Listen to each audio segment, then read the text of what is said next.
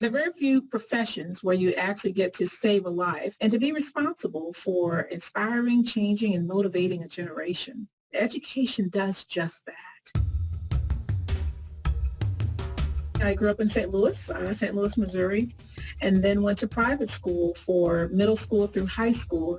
There was a clear quality of education that I was getting that was higher than what I was getting in the school district. I knew at that moment I was not only intended to be a teacher, but I was intended to advocate for the underserved.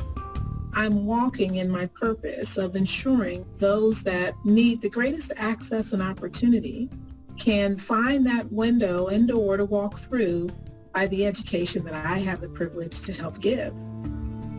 There are so many people that I'm inspired by. Cornel West, when we talk about challenging the status quo. Democracy is about curtailing the arbitrary use of power. Michelle Alexander and the new Jim Crow, and really looking at how do we have this caste system still here, and how do we break this school to prison pipeline.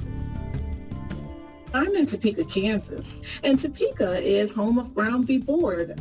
While we've come farther in terms of people of color being in the same school, we have not in terms of opportunities.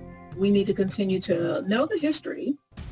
Every student should know what Black Wall Street is, should know that it existed, and most people don't. Systems are really kind of the key in enforcing a system of oppression or dismantling it. So being willing to disrupt the system so that it does change is so important, particularly when it comes to what you're teaching young people.